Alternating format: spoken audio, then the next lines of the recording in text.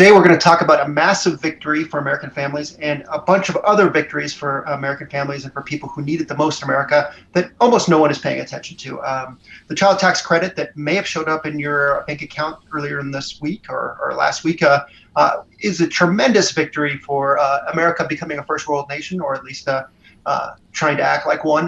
We are offering a basic income to parents for the first time in our history, but unfortunately, that only will last a year unless Congress acts. And Congress is about to act in a massive way with this reconciliation bill, or not, that is going to include so many important things that are going to decide the fate of this country in a large way, at least the momentum of the fate of this country for the next 10, 20, 30 years. And it's all being decided this summer while everyone's paying attention to everything else, and not what's actually going on in DC. It's not just about Joe Manchin. It's not just about the filibuster, which we should have gotten rid of, but because we're not getting rid of, it's all focused on this moment and what gets in that reconciliation bill. And because not a lot of people are paying attention, we have a chance to make an outsized difference. And for a lot of people who really, really need the help, who don't have lobbyists, who are struggling in the richest country that has ever existed in ways that no decent person should ever accept. So we wanted to talk to Rebecca Vallis because there's no more articulate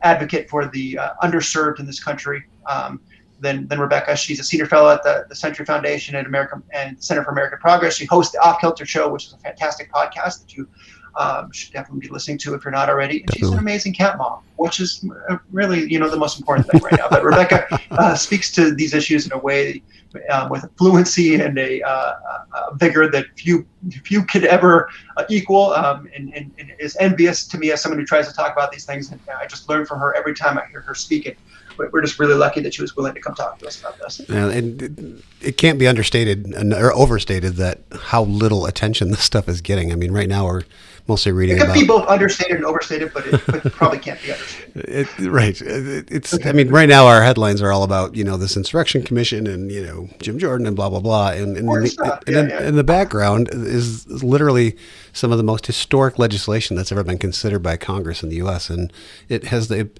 ability to just radically transform the lives of so many people who are, really struggling day to day, whether it's parents or people in poverty or people with disabilities, all across the spectrum of Americans. This legislation, if done properly and done with, our input and our pushing, could transform America. And it's not even hyperbole to say it. So, it's super important. And also paying how we're going to pay for it, how we, actually change, getting rid of the giveaways that so billionaires pay less in taxes than you do probably because of the change of the tax system that's happened. So much of this can be fixed in this one bill. That's right. And there's, there's stuff addressing climate. There's something, for it addresses so many of the issues that we as progressives care about. So it's just so important. Okay, so let's go with that. Let's go to our interview with Rebecca Vallis. I'm Chris Savage. I'm here with the mysterious LOL GOP, and this is the GOT MFV Show.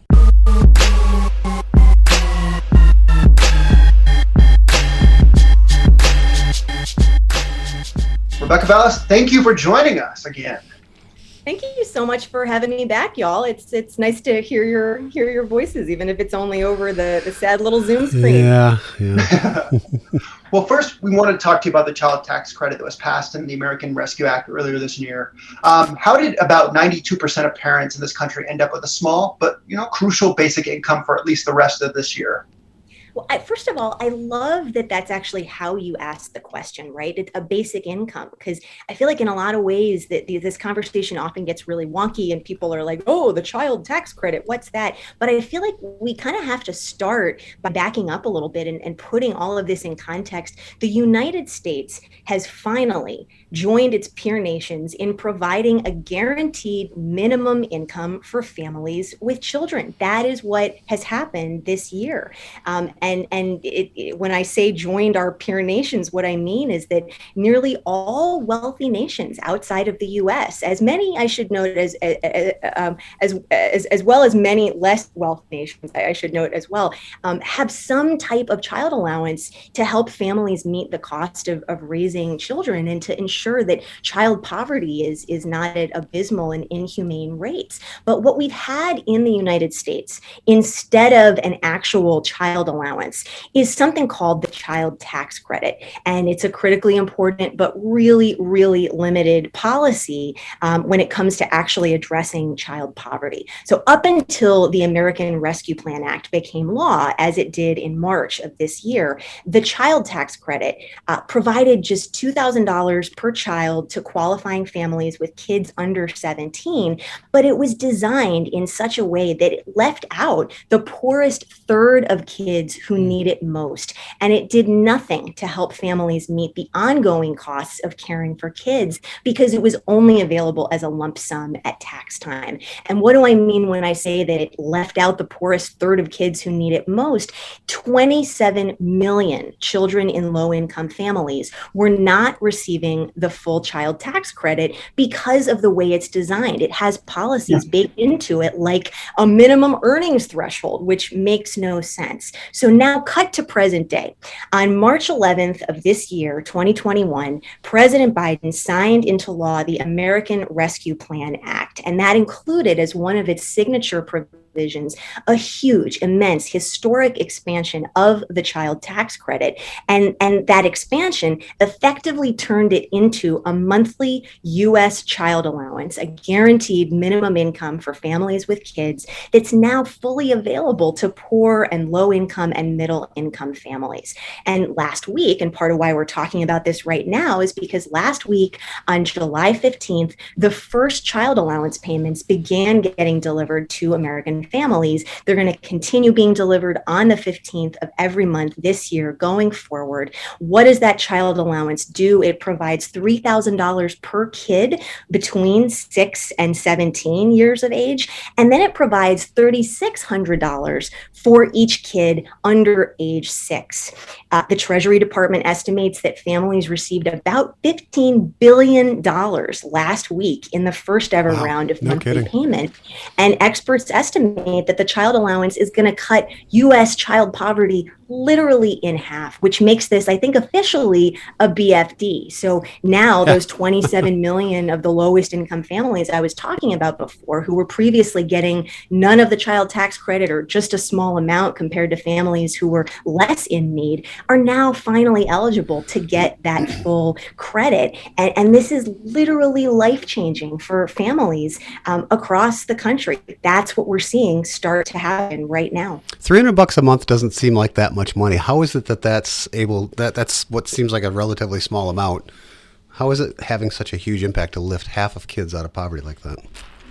Well, I mean, for starters, when you think about what that represents in terms of families' income, especially for families that have more than one child, it ends up being a really significant boost. And one comparison point that I actually think is worth mentioning in the moment that we're in right now, right? Because we're actually about to mark the 25th anniversary of the 1996 welfare law that blew a huge hole in the American safety net by creating the quote unquote TANF, temporary assistance for needy families block grant, and making that something that was really not going to be available to most poor families.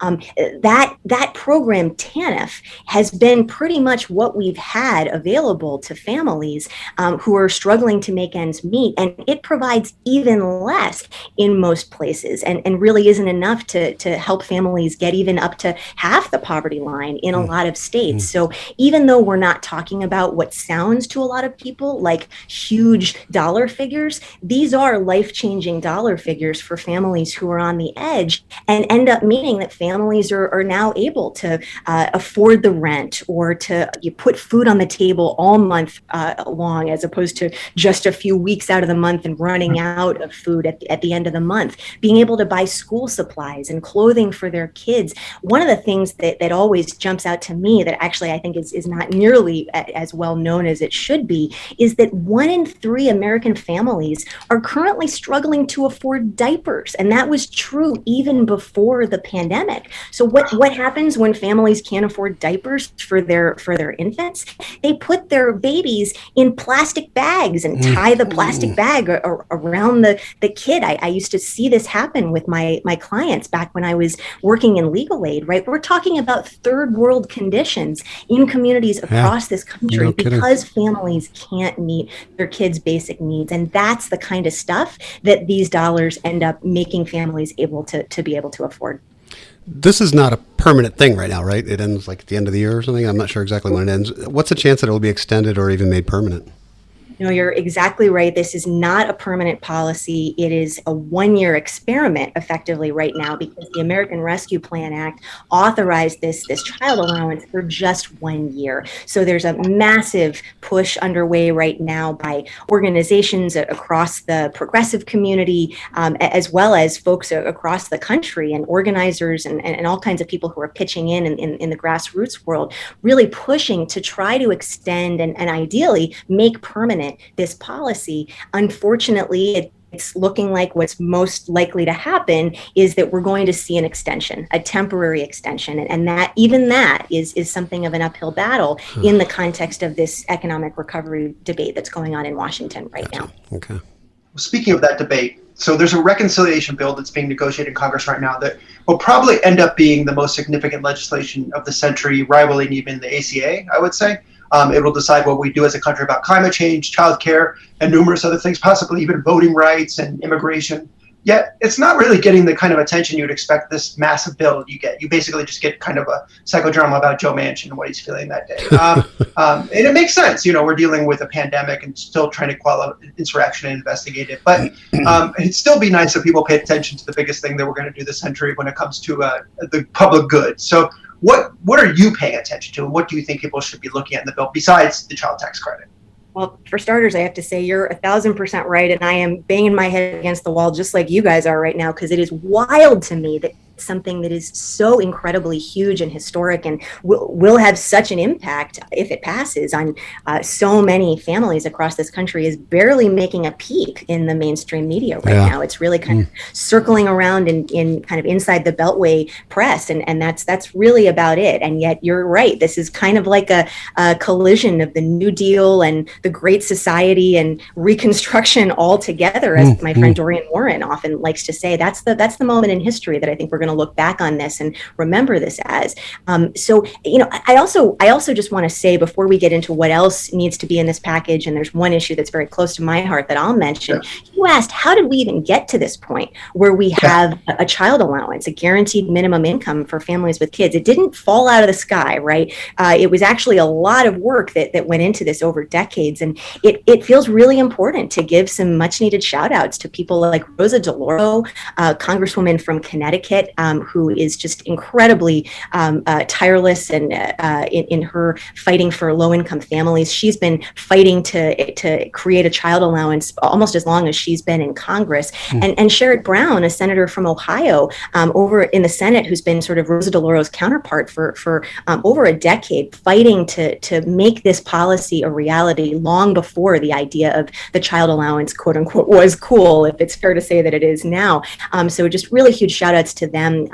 But, you know, in a lot of ways, where this policy came from was learning from our peer nations overseas, such as Canada, such as the UK, countries that were able to put government to work for their people, and to put money in people's pockets, because that is something that government is able to do when it decides, when it wants to represent the interests of its people. And I think that's kind of the moment that we're in right now. I think we've got people across this country starting to understand that poverty in America has always been a political choice. And this kind of policy making, which can happen when we want it to, and when our elected officials are actually fighting for their own voters, as opposed to just the wealthy few and the donor class and corporations, this kind of policy making is pulling back the curtain for a lot of people and putting on full display that we can make policy choices that do things like cut child poverty in half, or dare I say, even eliminate it if we want to be even more ambitious. It's really just up to our elected officials, and that's why voting matters and showing up at the polls matters. Absolutely. But it's also why communicating our interests as voters to our elected officials in this moment matters so incredibly much.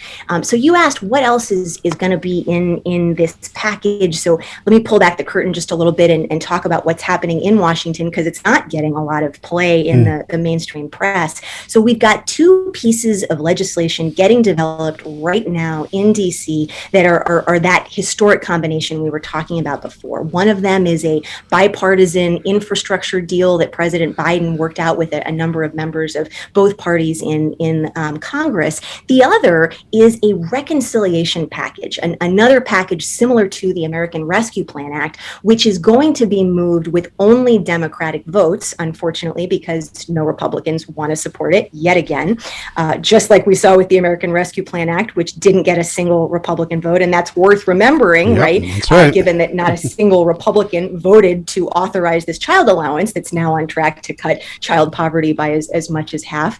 And that reconciliation package is coming together with Democrats in both chambers working with the White House to try to say, how much can we do in this moment? Because this is a once in a lifetime opportunity to finally kind of get right as a nation with key failing aspects of our public policy landscape, like the fact that we're also one of the only countries that doesn't have paid leave or childcare, right? Really basic elements of what people consider to be a responsible society and social contract. And in that package, as it comes together, one of the things that's really, really close to my heart and that I'm spending a lot of my time, particularly as a former public benefits lawyer, really trying to lift up for Congress and working with disability groups and seniors groups to try to ensure it actually makes it in, is a program called Supplemental Security Income, or SSI, which I know you guys talked about with one of my dear friends and colleagues, Matthew Cortland, yep, who himself is a former SSI beneficiary on a recent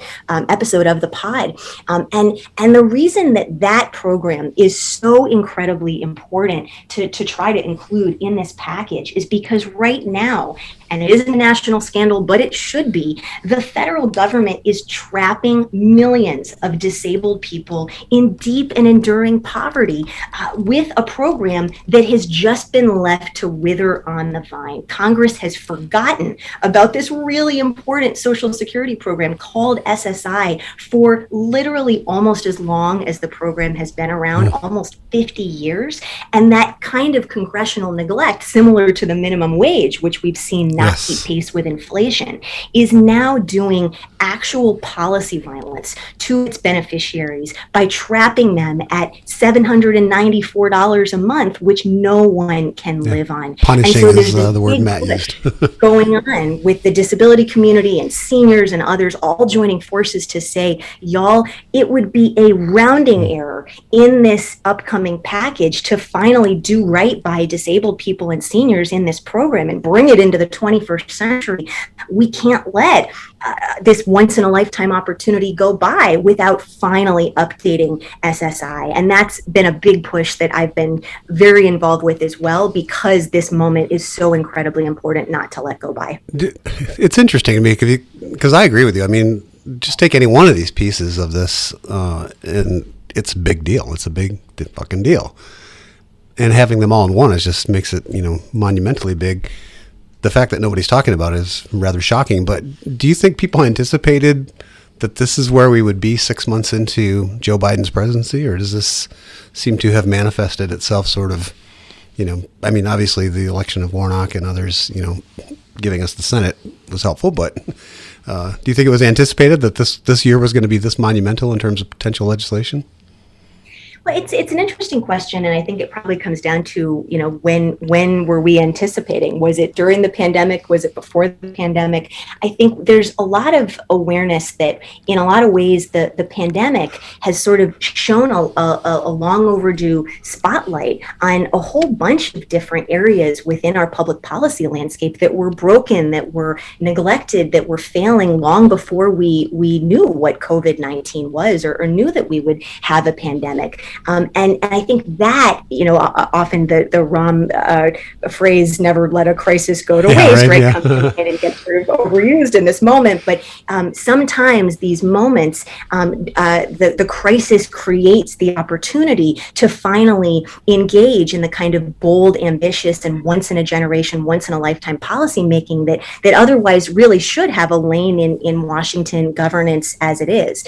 And I think that's what we're really seeing seeing from the Biden administration is this intention to finally show the American people what it looks like when government is working for us instead of for the wealthy few. And that's why we're seeing Biden and Democrats in Congress take advantage of this type of tool in the Senate called budget reconciliation, which allows you to move legislation with just 50 Democratic votes, rather than saying, we'll let this all just completely be held up because not a single congressional Republican wants to do anything but give tax cuts to the wealthy. And so I think what we're seeing now is finally, this is what it looks like when government is working for us. And that's a hell of a message to be sending as we step into a midterm season where Republicans' best argument is going to be, hey, we voted against all this stuff that you're really liking, it's really popular and it's really helping you. But put us back in office so we can try and prevent any more of it from happening again. So speaking of disabilities, you told Time Magazine that COVID long haulers represent the largest influx of new entrants into the disability community in modern history. How does this add urgency to what's happening right now? Well, you're exactly right, and it's true. I mean, there have been a few inflection points in our country's history where we see huge, almost overnight influxes of new people being part of the disability community. And unfortunately, COVID long haulers, and we don't quite have a handle on how many individuals are going to be impacted in this long-term way, they are joining the ranks of the disability community at a time where we've seen this pandemic hit people with disabilities and older adults harder than almost anyone. And at a time where people with disabilities were already facing rates of poverty that were twice and 3 times as high as other Americans before the pandemic. So all those improvements to SSI that your listeners probably heard Matt talk about on your previous podcast, like the desperate, urgent need to increase benefits because no one can live on $794 a month, or the fact that we haven't updated the program's cruel and mean-spirited asset limits since 1989, so that people are now being prohibited from saving even more than $2,000 or else they lose their benefits. What kind of a policy is that? These types of updates that have been needed to this critical part of Social Security called SSI for long before we knew what COVID-19 was. These updates are even more urgently needed now as we see COVID long haulers start to turn to programs like SSI and like Social Security disability insurance to try to stay afloat if they aren't able to support themselves through work anymore at a full-time on a full-time basis. And I'm hearing from my legal aid colleagues across the country that they're now seeing the first influx of COVID long haulers start to try to apply for these benefits. And can you imagine like just put yourself in the shoes of an individual who now can't return to work because maybe they were an essential worker and got COVID on the job. That describes many people, and disproportionately Black and brown and lower income workers because of who we know essential workers were and are. So now imagine you're one of those essential workers. Your nation in some ways failed you because you ended up with COVID and you weren't adequately protected. And now you're facing a double failure because you've just learned that if you're lucky enough to even get SSI benefits, that it's never going to be enough money for you to be able to live on. It's not even enough to afford rent in any single state in this country, even if you spent 100% of your benefits on rent. Imagine learning that news as you're trying to piece your life back together right now. That's what's at stake that's making this even more urgent than it was before the pandemic. Right, yes. And another thing, one huge thing I love about you is you're always focused on the people who need the help the most. And in addition to these long haulers, the people with disabilities, people in prisons have been just decimated by something we don't even talk about with COVID. And it's, of course, they're going to get hit hardest. No one cares about them. They're stuck in places where this is like built to spread COVID. But there has been some progress that's been made. If we can kind of be positive about this, when you've been working at criminal justice and trying to get people who have served their time and have been, criminalized people. I call them criminalized because we decide what to make criminals. We make criminals in America, and it's usually poor people of color. And you've worked very hard to try to get these people opportunities to get back into to society. And they've had some success in the recent years, and we're trying to still push this on the state level, even though on the federal level, Joe Biden is not the kind of person who has a lot of empathy for people who have served time in prison historically. Where are we when it comes to the effort that you've been putting in, and what can we look forward to next when it comes to this?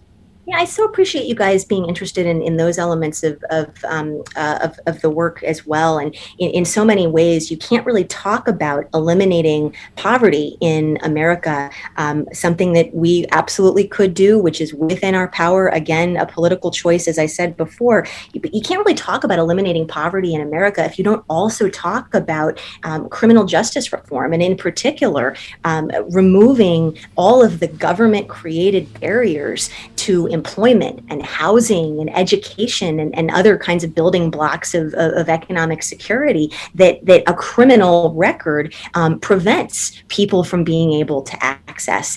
So there are about 70 million to 100 million Americans right now who have some kind of criminal record. It's a jaw-dropping figure. Yeah, that is. It makes sense when we incarcerate so many people, more than any other country in the world, I think. Fair point.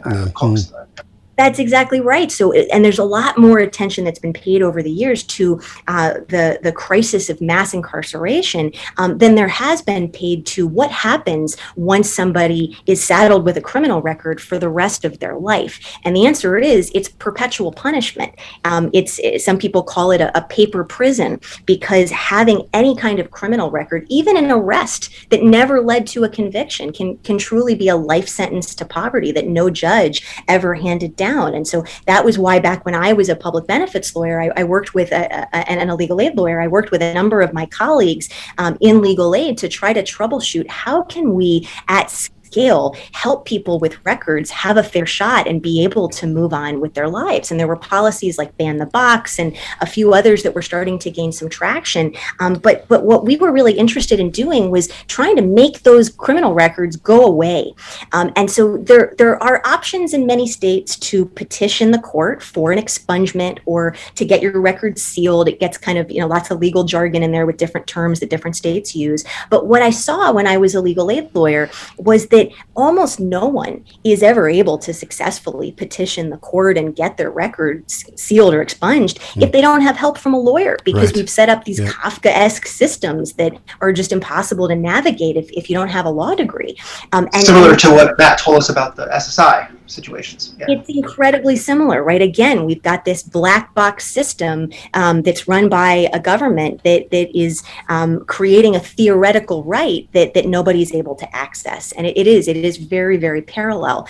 And so as we know, eligibility does not equal access. And so as a result, the idea that emerged with a number of legal aid leaders that I was working with, trying to troubleshoot how do we bring this kind of relief that we know comes with expungement and sealing to scale to help more people who can't get lawyers, because we're never going to lawyer our way out of this problem. We knew that. We said, well, how about can we make it automatic? Can we make this record clearing automatic once people have turned their lives around and had some period crime free, so that they can establish for legislatures and policymakers satisfaction that they deserve to have a clean slate. And that idea of a clean slate started to take off in the States back in 2017, 2018. Pennsylvania became the first state to take up a clean slate policy like this, to make criminal record clearing automatic.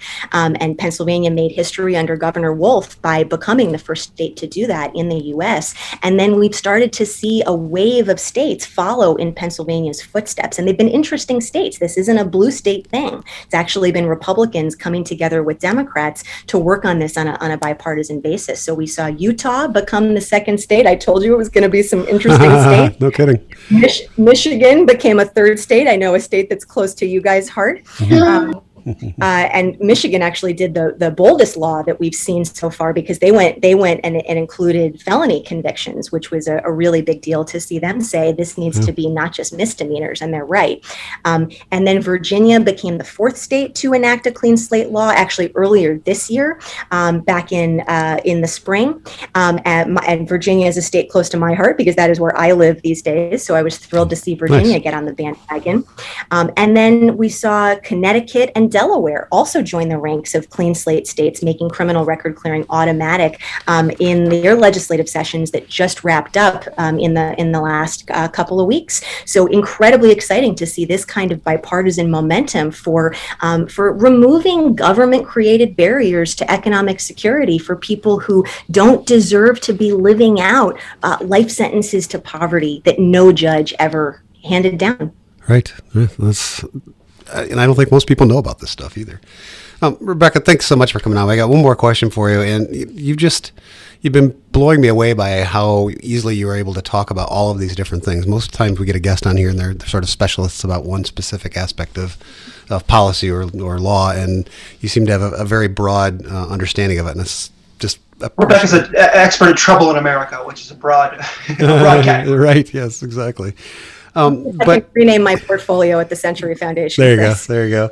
So if someone was just getting this brain download for the first time, what steps would you advise them to take to help move things in the right direction? How can folks make the biggest difference right now in this moment? I would say that for folks who want to raise their voices and get involved right now, and we really need everybody taking steps to raise their voices right now in this historic moment, the thing I would focus people's attention on really is that reconciliation bill that we were talking about. As you guys said, this is an historic moment, this piece of legislation that's getting almost no attention outside of Washington. And the window is closing right now as we speak. So I was pulling the curtain back before, talking a little bit about what reconciliation is and how it means we can do something with only 50 Democratic votes in the Senate. It's a very short window. We've got this week and next week and maybe a little bit of the following week where folks in Washington are continuing to debate what can we put in this life-changing package to finally enact our next tranche of recovery measures. And so this is a really critical moment for voters to be reaching out to their members of Congress and saying, you know what? The following things are really important to me, and I hope that they make it in. There's a really easy way for folks to call their members of Congress. There's a congressional switchboard, and it actually allows you to be connected through an operator, so you don't even have to have special phone numbers or any fancy tools or software. All you have to do is call 202-224-3121, and the operator will connect you with your members of Congress. I mentioned before, and there are so many important priorities in this moment, from making that child allowance something that's not just 1 year long, extending that so that cutting child poverty is not something the U.S. does once in history and then looks back at as a fond memory. That's incredibly important. There's also a huge push to try to make sure that people with disabilities have home and community-based services, right? And that's been a big part of what many disability advocates have been pushing for, so that people aren't languishing on waiting lists and are able to get in-home services that allow them to stay with their families and in their homes instead of needing to be sent to horrible institutions that we know from COVID are also death traps in many cases. Really important priorities. But I'm going to put in a special plug because it's the issue that people are forgetting about right now, and that there really isn't a fancy K Street firm pushing for, right, lobbying for on the Hill. And that's the SSI program, that program we were talking about before and that you guys talked about last week with Matt. I would urge folks to listen to your podcast with Matthew Cortland, because he talks from his own lived experience of what it's like to live on $794 a month with a $2,000 asset limit, what it means that we're forcing disabled people to live not even in poverty, but well below the poverty line. Not even that poverty. And that's the plug I would put in, is folks should definitely go back and listen to that episode.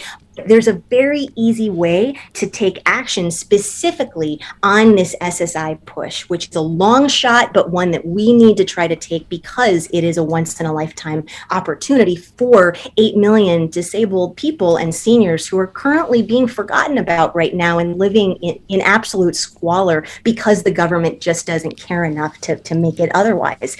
And that easy way that folks can take action to tell their members of Congress not to forget about SSI SSI in this reconciliation package is they can text SSI now, so just SSI now to 50409. And what that will do is to send a letter to all of your members of Congress in both the House and Senate, telling them to include SSI in this reconciliation package and that matters to you. So that's the little plug I would put in for folks.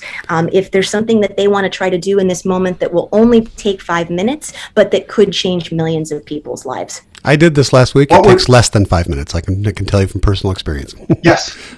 Yes. Me too as well. After we talked to Matthew and push it, but we're going to push it again because what would Jesus do? He'd be doing exactly this right now. That's right. I would say this based on what I can understand, based on what I learned in Hebrew school about Jesus, which was not as much as I learned from watching It's Wonderful Life and other Christmas movies. But Rebecca, you are just a tremendous advocate for people who need it the most, and we always appreciate talking to you because it's such a pleasure to listen to you.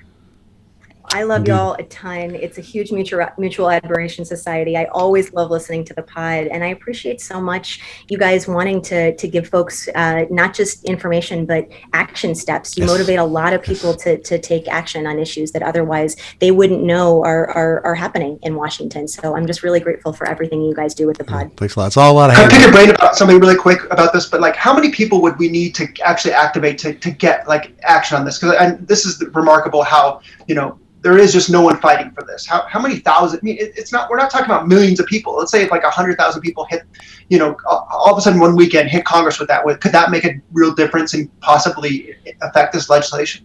It absolutely could, because the thing that members of Congress and their staffs literally do behind the scenes is they count. I've got alerts that are blowing me up. Sorry, guys. Nice.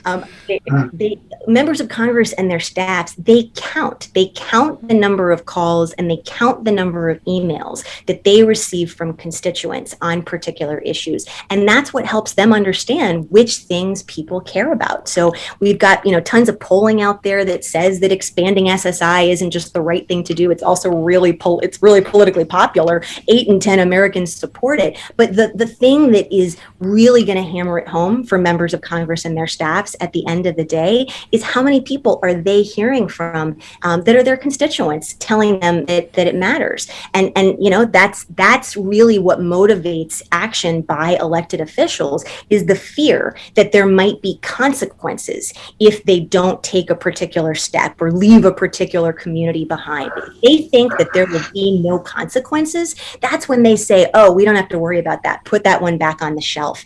But if they're worried that there will be consequences, whether that's fewer votes in an upcoming election or whether that's public critique because they haven't been representing the interests of their voters, that is when they start to change their approaches and say, oh, maybe we need to remember the disability community and not be trapping people in poverty anymore. And so it really does make a difference when they hear from their constituents, and the numbers that you guys, because of the huge numbers of listeners that you have for the pod and following you on Twitter, who if all of your followers were to actually take action and do this, it would make a huge difference and would absolutely open eyes on the Hill, so that no longer would we see members of Congress and their staff saying, oh, SSI, yeah, we've been forgetting that one for 50 years and we've never paid for it. Don't worry, we can do that one more time. That's what could change the game. And they could say, wait a second, we don't want to pay any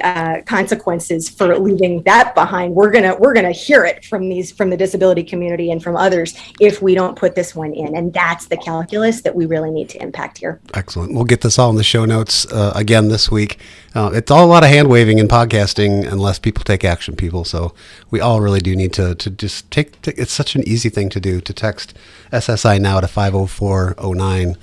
Takes 2 minutes out of your life and you can actually make a difference with it. So Rebecca, thanks for coming. It's one way that the benefit of like the people not paying attention can pay off is the numbers need to be, don't need to be as huge. Exactly. Can have a bigger impact. Right. That's exactly right. I love y'all. I appreciate you guys so much. So go check out their show notes. It's got everything you need, including that text number you can text SSI now to 50409. Less than 5 minutes. They're right. It takes less than 5 minutes. All right. Thanks, Rebecca. We'll talk to you again. Thanks so much. Thanks so much. Do well, guys. Bye-bye.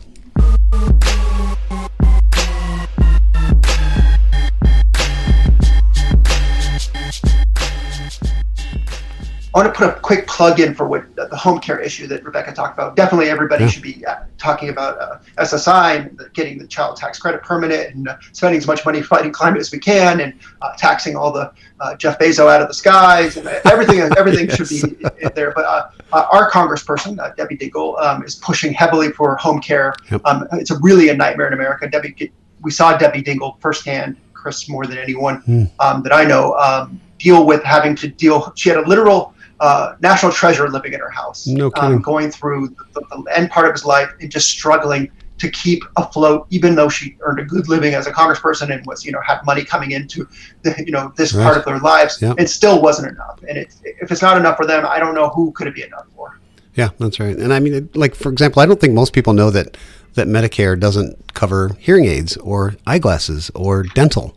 And these are the kinds of things that we all will deal with as we get older, and we will need in our elder years, and yet Medicare does not take care of these things. So that's another issue that she's fighting for, tooth and nail every single day, because she saw it firsthand.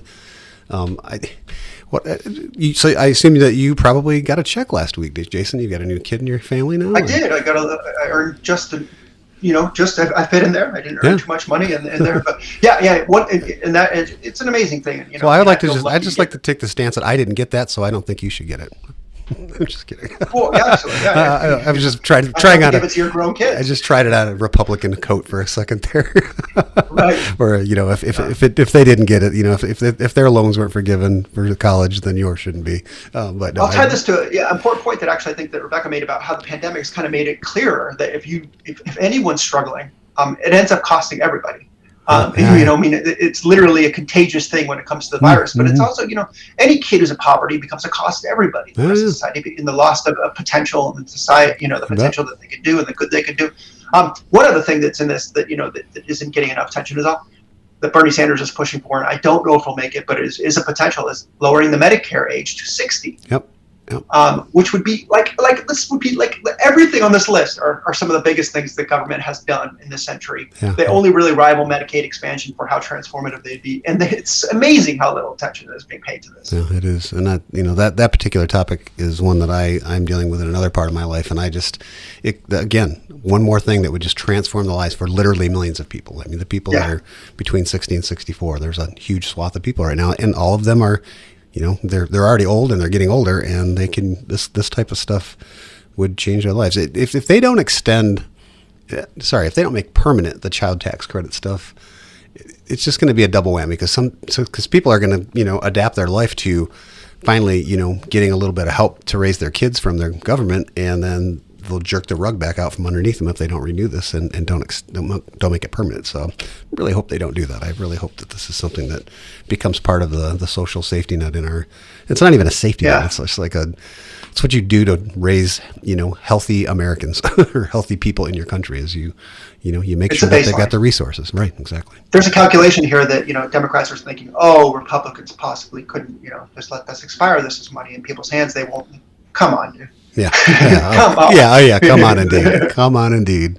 That's just Do it while you can. Exactly. Spend as much as you can. I mean, the real thing. Another thing we realize is that no one gives a shit about the deficit. No one should give a shit about the deficit. Nobody should. Exactly. Inflation is really the most interesting thing. Actually, there's Mark Zandi, who was John McCain's economist, and everyone loves to point that out, has pointed out how it actually could lower inflation. This infrastructure bill by increasing the amount of people in the workforce dramatically, which is something America has struggled with. We don't have people don't work as much as they do in other rich countries, because primarily they have to take care of people. Yep. Shocking. Disabled people who home health care, and then also just health being daycare for elderly kids, parents. Exactly. Yeah. Indeed. So. All right. Well, so it's an amazing opportunity, and there's really so much good that could be done, and there's so much opportunities that could be missed. So if you're listening to this, you should recognize the opportunity you have now, not only to call and make your case for the things you believe in this reconciliation bill, but also to let other people know how important it is. Yeah, your call is more meaningful now because so few people are actually taking action, that every call is actually more significant than it would be otherwise. So. That's important. Take that step. Look in the show notes. We'll have all the phone numbers and text places, and we'll get that done. Jordan Zachrin is taking a well-deserved honeymoon. He got married during the pandemic last year, and he and his new wife are off honeymooning, so we're going to give him the week off to enjoy that, and we'll be back with him again next week. I'd like to thank our guest, Rebecca Vallis, and we will be back with you again next week with another episode of the GOT MFB Show. Bye-bye. Bye-bye. Some people